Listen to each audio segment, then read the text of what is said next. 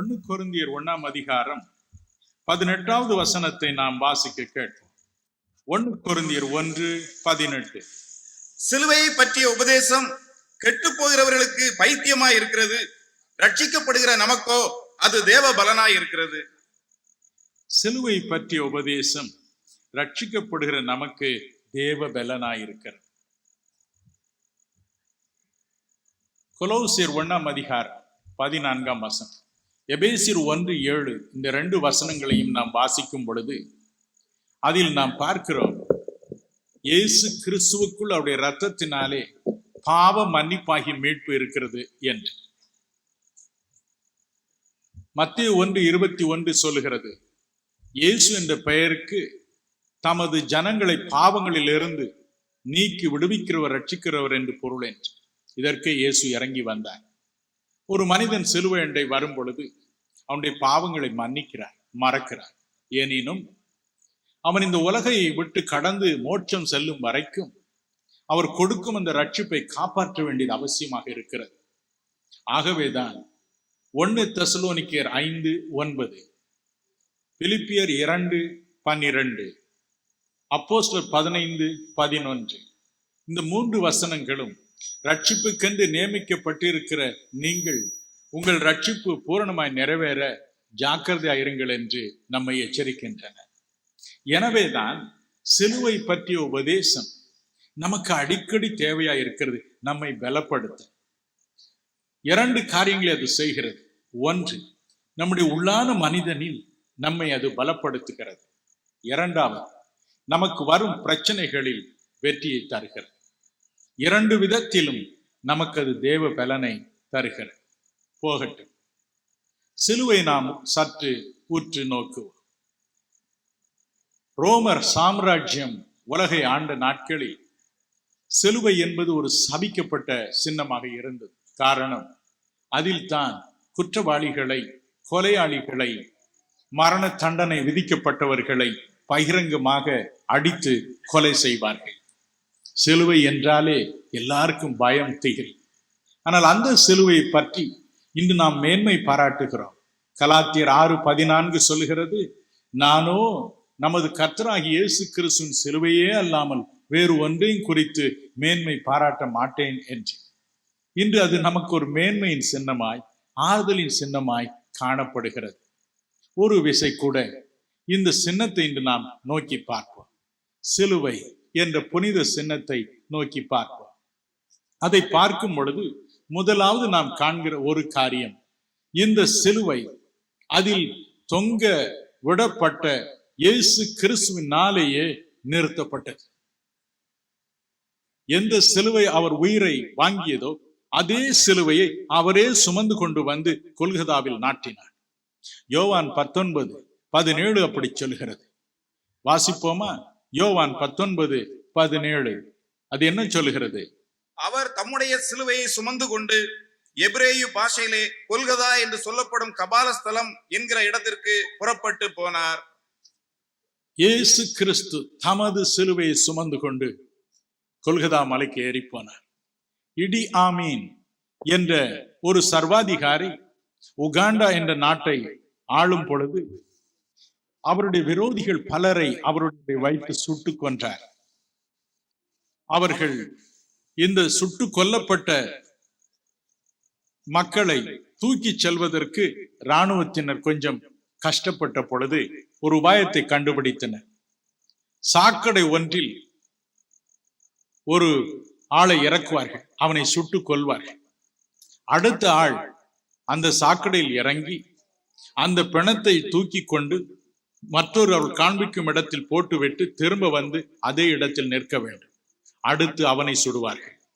அவனுடைய பிணத்தை அடுத்த ஆள் வந்து எடுத்துக்கொண்டு போய் போட்டுவிட்டு அவன் நிற்க வேண்டும். இந்த செத்த பிணத்தை நான் எதற்கு தூக்குவது என்பதுதான் இராணுவ வீரர்களுடைய எண்ணம். நான் கொஞ்சம் யோசித்து பார்த்தேன். ஒரு பிணத்தை தூக்கி கொண்டு போகும் அடுத்த ஆளினுடைய உள்ளம் எப்படி இருந்திருக்கும்? இன்னும் சில வினாடிகள் என் உயிர் செல்லும், என் ரத்தமும் இப்படித்தான் இங்கு தெரிக்கும். ஒரு வினாடி தன் மனைவியை நினைத்திருப்பார். தன் அன்பு பிள்ளைகளை நினைத்திருப்பான். இனி நான் அவர்களை ஒரு நாளும் காண்பதில்லை, இதுதான் என்னுடைய கடைசி நேரம் என்று புலம்பி அழுதிருப்பான். சென்னையில் ஜெனரல் ஹாஸ்பிட்டல் என்று ஒரு ஹாஸ்பிட்டல் உண்டு. அதை அடுத்து சென்ட்ரல் ஜெயில் என்று மத்திய சிறைச்சாலை உண்டு. அதில் தூக்கு தண்டனை விதிக்கப்பட்டவர்கள் தங்களுக்கு தூக்கு தண்டனை விதிக்கப்படும் நாள் வரும் பொழுது அதற்கு முந்தின நாள் இரவு ஒரே கூச்சலிடுவார்களா, ஊழையிடுவார்கள் என்று என் நண்பர் ஒருவர் சொன்னார். அது ஆஸ்பத்திரி வரைக்கும் கேட்கும் பிரதர், பரிதாபமாயிருக்கும் என்று. அப்படித்தான் இந்த உடலை சுமந்து கொண்டு போன அந்த மக்களும் கூட அழுதிருப்பார்கள் அல்லவா. இன்னும் சில வினாடிகள் என் உயிர் போகும் என்று எப்படி அவன் அழுது கொண்டு வந்து சாக்கடையில் இறங்கி நின்று இருப்பான். என் அருள்நாதரும் அப்படித்தான் சிலுவையை சுமந்து அவர் அங்கே ஏறி போகிறார், கண்ணீரோடு ஏறி போகிறார். ஆனால் ஏசாயா 53:6-7 என்ன சொல்கிறது? அவர் அடிக்கப்படுவதற்கு கொண்டு போகப்படுகிற ஆட்டை போல இருந்தார். வாயை திறக்கவில்லை, அழவில்லை. காரணம், அவர் வந்தது அதற்காக. இயேசு சொன்னார் யோவான் 10:15, நான் என் மக்களுக்காக என் ஜீவனை கொடுக்கிறேன். அதை கொடுக்கவும் எனக்கு அதிகாரம் உண்டு, அதை எடுக்கவும் எனக்கு அதிகாரம் உண்டு. எனக்கு அருமையானவர்களே, சிலுவை நமக்கு தரும் மனத்திடன் என்ன? உள்ளத்தின் ஆழத்தில் நமக்கு தரும் தேவ பலன் என்ன? ஒரு காரியத்தை நான் சொல்லட்டும். ஏறக்குறைய 30 ஆண்டுகளுக்கு முன்பதாக இலங்கையின் பிரதம மந்திரியை சோமராம தேரோ என்பவர் சுட்டுக் கொன்றார். அவரை சிறையில் அடைத்து வைத்தார்கள். விசாரணை முடிந்தது, மரண தண்டனை அவருக்கு விதிக்கப்பட்டது. அவருடைய கடைசி ஆசை என்ன என்று கேட்டார். அவர் சொன்னார், ஐயா, இயேசுநாதர் சிலுவையில் தொங்கிய பொழுது அருகில் இருந்த கள்ளன் அவரை பார்த்து, ஆண்டவரே, நீர் உம்முடைய ராஜ்யத்தில் வரும் பொழுது அடியனை நினைத்தருளும் என்று வேண்டிக் கொண்டார். அவர் அவன் குறைகளை மன்னித்தார். இன்றைக்கு நீ என்னுடனே கூட பரதேசில் இருப்பாய் என்று சொன்னார். அதுபோல நானும் அவரிடம் மன்றாட வேண்டும். எனக்காக மன்றாட யாராவது ஒரு போதகரை கொண்டு வாருங்கள் என்றார். ஒரு ஆங்கிலிக்கன் திருச்சபை போதகர் அங்கு சென்றார். கிறிஸ்துவின் சிலுவை பாடுகளை இருவரும் தியானித்தார்கள். கண்ணீர் விட்டு தான் செய்த பாவங்களுக்காய் அழுதார். போதகர் அவருக்கு ஞான தீட்சை வழங்கினார். அடுத்த நாள் அவர் மரண தண்டனை நிறைவேற்றப்படும் நேரம் வந்த பொழுது சிரித்துக் கொண்டே சென்றார். சிலுவையில் கள்ளனுக்கு அடைக்கலம் கொடுத்தவர் எனக்கும் கொடுத்திருக்கிறார், நான் அவரிடம் போகிறேன் என்று சொல்லி சென்றார். தேவ பலன் மரண நேரத்தில், மரண பயம் பிடிக்கும் அந்த நேரத்தில் உள்ளத்தின் ஆழத்தில் தேவ பலனை சிலுவை பற்றிய உபதேசம் அவருக்கு கொடுத்து மட்டுமல்ல, நிரந்தர வெற்றியை நம்முடைய வாழ்க்கை மரணத்திற்கு முன்பதாகவே அது கொடுக்கிறது. பிரியமானவர்களே, சிலுவையண்டை வந்து நம் பாவங்களுக்காக மன்றாடும் நேரத்தில் சம்பவிக்கிற மற்றொரு காரியத்தையும் நாம் அறிய வேண்டும். நமது சகோதரன் வாசிப்பார், கேட்போமா? ரோமர் 6ஆம் அதிகாரம் 6ஆம் வசனம். ரோமர் 6:6. நாம் இனி பாவத்துக்கு ஊழியம் செய்யாதபடிக்கு பாவ சரீரம் ஒளிந்து போகும் பொருட்டாக நம்முடைய பழைய மனுஷன் அவரோட கூட சிலுவையில் அறையப்பட்டது என்று அறிந்திருக்கிறோம். கலாத்தியர் 5:24. கிறிஸ்துவனுடையவர்கள் தங்கள் மாம்சத்தையும் அதன் ஆசை இச்சைகளையும் சிலுவையில் அறைந்திருக்கிறார்கள். 6:14. நானோ நம்முடைய கர்த்தராகிய இயேசு கிறிஸ்துவின் சிலுவையை குறித்தே அல்லாமல் வேறொன்றையும் குறித்து மேன்மை பாராட்டத்திருப்பேனாக. அவரால் உலகம் எனக்கு சிலுவையில் அறையுண்டிருக்கிறது, நானும் உலகத்திற்கு சிலுவையில் அறையுண்டிருக்கிறேன். மரண நேரத்தில் பயம் நம்மை பிடிக்கும் பொழுது ஒரு தேவ பலன் சிலுவை பற்றிய உபதேசத்தினால் நமக்கு வருவது உண்மைதான். சோமராம தேரோவுக்கு வந்தது போல நமக்கும் வருவது உண்மைதான். ஆனால் இந்த உலகில் நாம் இன்னும் வாழ வேண்டுமே. அப்பொழுது ஒரு உயரிய அனுபவத்தை நம்மையும் அறியாமலேயே நாம் பெற்று விடுகிறோம். பிரியமானவர்களே, அதைத்தான் இந்த வசனங்கள் கூறுகின்றன. சிலுவையண்டை சென்று தேவனே என் பாவங்களை மன்னித்தருளும் என்று நாம் கெஞ்சும் பொழுது, பாவ எண்ணத்தை சிந்தையை தூண்டிவிட்டு கெட்ட காரியங்களை செய்யும்படி நம்மை தூண்டுகிற பழைய பாவ மனுஷன் சிலுவையில் அறையப்படுகிறானா? நம்முடைய ஆசை இச்சைகள் அங்கே அறையப்படுகின்றனவா? உலகமும் அதன் இச்சைகளும் அதில் அறையப்படுகின்றன. பால் சுபே என்ற ஒரு மனிதரை சந்தித்தேன். அவர் வட நாட்டில் கொள்ளையடித்து வாழ்ந்தவர். அவர் தன் அனுபவத்தை சொன்னார். அவர் சொன்னார், இரவு வந்தால் கொள்ளையடிக்க போவார். யார் கழுத்தையாவது வெட்டி நகை அல்லது ஏதாவது பொருளை வீடு கொண்டு வந்து சேர்க்க வேண்டும். சேர்ப்பார். பகல் முழுதும் நன்றாக சாராயம் குடித்து உறங்குவார். ஒரு நாள் அவருக்கு தன் வேலைக்கு போக மனமில்லை, ஓய்வெடுக்க எண்ணினார். மாலையில் தன் கிராமத்தின் வழியே நடந்து போனார். அங்கே நடுத்தெருவில் ஒரு தேவனுடைய மனிதர் நின்று கொண்டு அருள்நாதர் இயேசுவை பற்றிய காரியங்களை சொல்லிக் கொண்டிருந்தார். இது இந்த நண்பருக்கு புதிய அனுபவமாய் இருந்தது. அவளோடு கேட்டார், ஐயோ, அவருக்கு அந்த நல்ல மனுஷனை சிலுவையில் அடிச்சுட்டாங்களாமே. அவருடைய உள்ளம் துடித்தது. யார் அப்படி செய்தது என்று. கூட்டம் முடிந்த பிறகு அந்த போதகரை பார்த்து கேட்டார், ஐயா, அந்த கதை எனக்கு திரும்ப சொல்லுங்க. அவர் சொன்னார், மட்டுமல்ல, என் நண்பர் சொன்னார், ஐயா, எனக்கு மன சமாதானமே இல்லையே. தினமும் ஒரு கொலை அல்லது 2 கொலை 3 கொலை செய்கிறேனே, மன நிம்மதியே இல்லையே, எனக்கு சமாதானம் கிடைக்குமா?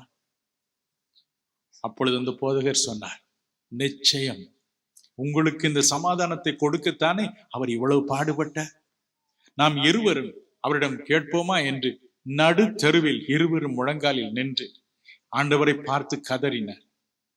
தேவனுடைய வல்லமை அந்த மனிதருடைய இருதயத்தில் பாய்ந்தது. குழந்தை போல் அழ ஆரம்பித்தார். தேம்பி தேம்பி அழ ஆரம்பித்தார். தேவனே, என் குறைகளை மன்னியும். எனக்கு அந்த சிலுவையில் சிந்திய இரத்தத்தினால் வரும் சமாதானத்தை தாரும் என்று கதறி அழுதார். அழுது கொண்டே இருந்தார். ஒரு தெய்வீக சமாதானம் அவரை நிரப்பியது. வீடு திரும்பினார். முதல் தடவையாக நன்றாக உறங்கினார். அடுத்த நாள் வந்தது. மனைவி கேட்டாள், என்ன, நீ கொள்ளையடிக்க போகவில்லையா? இல்லை என்றார். ஏன் என்று கேட்டாள். அவளுக்கு கோபம் வந்தது. அவர் சொன்னார், எனக்கு முடியலையே, எனக்கு முடியலையே, அந்த எண்ணம் வரமாட்டேங்குது, கத்தியை எடுக்க எனக்கு துணி வரவில்லையே, ஐயோ, என் மனச்சாட்சி இடம் கொடுக்கவில்லை என்று கதறினார். சரி, தூங்கு, நாளை பார்ப்போம் என்றார். தினமும் இப்படியே தான் சொன்னார். அந்த ஆசை என்னை விட்டு எடுபட்டு போய்விட்டது. அந்த வெறி, பண ஆசை என்னை விட்டு எடுபட்டு விட்டது. நான் என்ன செய்வேன், நான் என்ன செய்வேன் என்று கதறினார். மனைவி சொன்னாள், நீ கொள்ளையடிக்காவிட்டால் எனக்கு கணவனாக இருக்க முடியாது என்றாள். அவரை தனியே விட்டு விட்டு ஓடிவிட்டாள். அவர் கவலையே படவில்லை. அவர் சொன்னார், நான் பழைய மனுஷன் அல்ல பிரதர். நான் நினைச்சாலும் இன்னைக்கு ஒரு மனுஷனை கொல்ல முடியாது, கத்தி எடுக்க முடியாது என்று சொன்னார். எனக்கு அருமையானவர்களே, கவலைப்படாத. சிலுவை பற்றிய உபதேசம் நமக்கு தேவ பலனா இருக்கு. ஐயோ, நான் குடித்தேனே, மறுபடியும் குடிக்க போய் விடுவேனோ? நான் கொலை செய்தேனே, மறுபடியும் கொலை செய்ய போய் விடுவேனோ? பொய் சொல்லி தெரிந்தேனே, மொட்டை கடிதங்கள் எழுதி தெரிந்தேனே, மறுபடியும் அப்படி போய் விடுவேனோ? பயமே வேண்டாம். அருள்நாதர் இயேசு உங்களை ரட்சிப்பது மட்டுமல்ல, ரட்சிப்புக்கென்று உங்களை நியமித்தது மட்டுமல்ல, உங்களையும் அறியாமல் பழைய பாவ மனுஷனை சிலுவையில் அறைந்து வைத்திருக்கிறார். பழைய பாவச் செயல்களை நீங்கள் செய்ய முடியாமல் தடுப்பதற்காய். கவலைப்படாதீங்க. பாவத்தை தண்ணீர் போல் பருகியே வந்தேன், கோபத்து காளாய் கேட்டழிந்தேன். பாவத்தை தண்ணீர் போல் பருகியே வந்தேன், சாபத்து காளாய் சஞ்சரித்தேன். கோபத்து காளாய் கேட்டழிந்தேன்,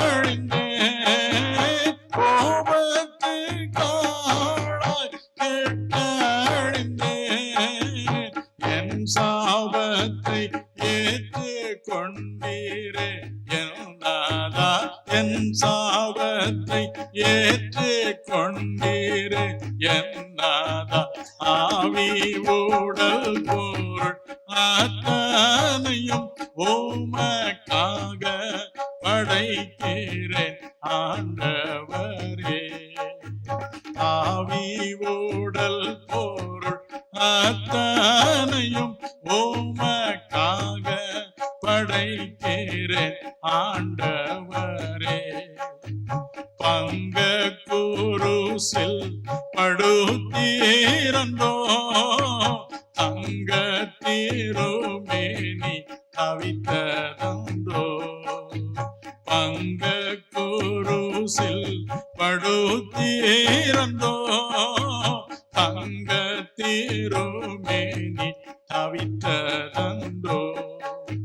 தாங்கோண வேதனை சகித்தீரன்றோ தாங்கோண வேதனை சகித்தீரன்றோ. எங்குதே என் ஆவி ஆப்பாடு நினைக்கையில் எங்குதே என் ஆவி ஆப்பாடு நினைக்கையில். ஆவி உடல் பொருள் அத்தனையும் உமக்காக படைக்கிறேன் ஆண்டவரே.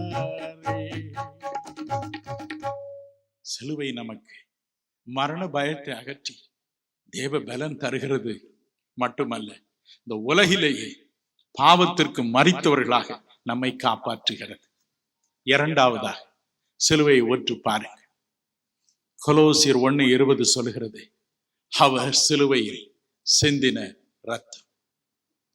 அவர் சிலுவையில் சிந்தின ரத்தம். யோவான் 19:34 வாசிக்க கேட்போமா? யோவான் 19:34 வாசிக்க கேட்போம். ஒருவன் ஈட்டினாலே அவருடைய விலாவில் குத்தினான், உடனே இரத்தமும் தண்ணீரும் புறப்பட்டது. இயேசு கிறிஸ்துவின் கடைசி நேரம். அந்த கடைசி நேரத்திலும் போர்ச்சேவகன் ஒருவன் இறந்து விட்டாரோ என்று பார்க்க மார்பில் குத்தினான். ரத்தம், கடைசி சொட்டு ரத்தமும் வெளியே புறப்பட்டு வந்தது என்று நாம் பார்க்கிறோம். எனக்கு அருமையானவர்களே, இந்த ரத்தம் சிந்தப்பட்டது. இந்த ரத்தமும் கூட நமக்கு தேவ பலனை தருகிறது. தேவ பலனை நமக்கு தருகிறது. எபிரேயர் 12:4 வாசிக்க கேட்போமா? எபிரேயர் 12:4. பாவத்துக்கு விரோதமாய் போராடுகிறதில் இரத்தம் சிந்தப்படத்தக்கதாக நீங்கள் இன்னும் எதிர்த்து நிற்கவில்லையே. பாவத்திற்கு விரோதமாக நாம் போராட வேண்டிய சூழ்நிலைகள் வருகின்றன. கொடியவர்கள் கையில் நாம் சிக்கி தவிக்கும் சூழ்நிலைகள் வரத்தான் செய்கின்றன. சில சமயங்களில் இரத்தத்தையும் சிந்த வேண்டியதா இருக்கிறது. சில மாதங்களுக்கு முன்பு அல்லது வருடங்களுக்கு முன்பு இந்தியன் எக்ஸ்பிரஸ் பத்திரிகையில் ஒரு பரிதாபமான காரியத்தை புகைப்படத்துடன் நான் பார்த்தேன். ஒரு குறிப்பிட்ட ஊரில் கணவன், மனைவி, மாமியார் என்று ஒரு குடும்பம் வாழ்ந்தது. அந்த மாமியார் மருமகளை முழு இருதயத்தோடும் வெறுத்த ஒரு மாமியார்.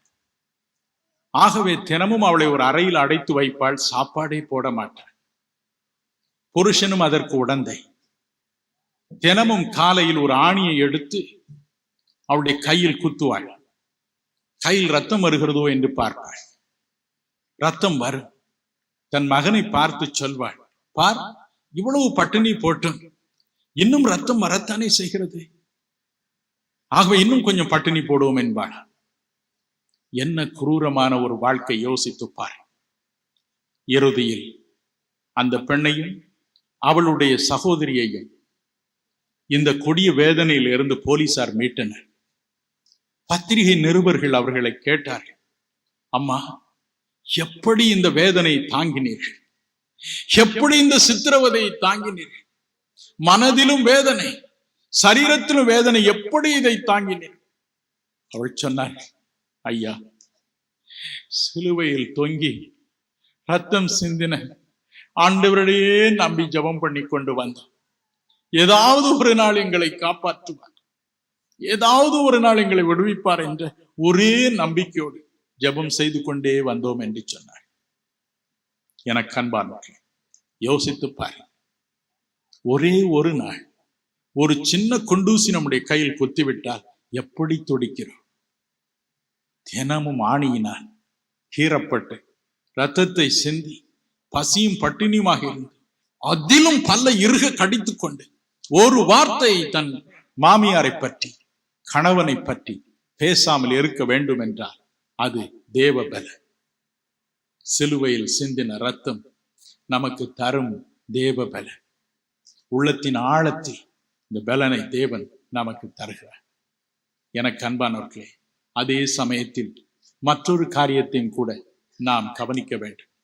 வேதம் சொல்லுகிறது, வெளிப்படுத்தின விசேஷம் 12:11, இயேசு கிறிஸ்துவின் இரத்தத்தினால் பிசாசை நாம் ஜெயிக்கிறோம், பிரச்சனைகளை வெல்கிறோம் என்று. என் அருள்நாதரை பாருங்கள், சிலுவையில் ஏசாயா 53:5 பாருங்கள். வேதம் சொல்லுகிறது, அவருடைய தழும்புகளால் நாம் குணமாகிறோம்.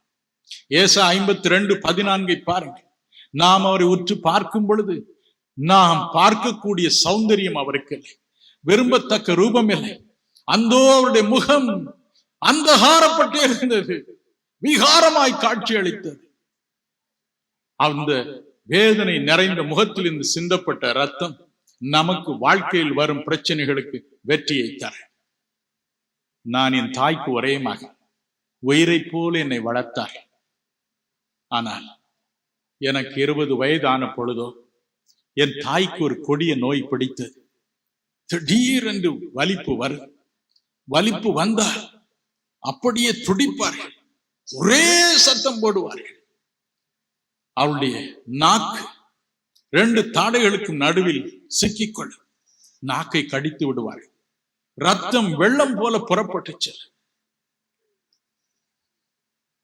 கரண்டி அல்லது ஏதாவது இரும்பு கரண்டி எதையாவது வைத்து அந்த பல்லை திறந்து நாக்கை ஒவ்வொரு தடவையும் எடுத்து விடுவோம். என் தாய் துடிப்பார்கள்.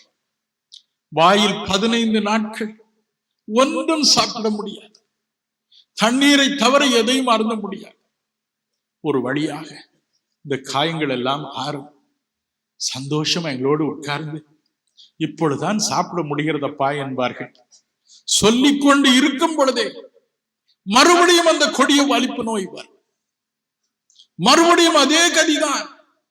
நாக்கை கடிப்பார்கள், ரத்தம் ஒழுகும். என் தகப்பனார் அழுவார், நான் ஒரு பக்கம் அழுவேன், கதறி அழுவார். இந்த துயர நிலைமையில் எத்தனையோ ஊழியர்கள் எங்கள் வீட்டிற்கு வந்தார்கள்.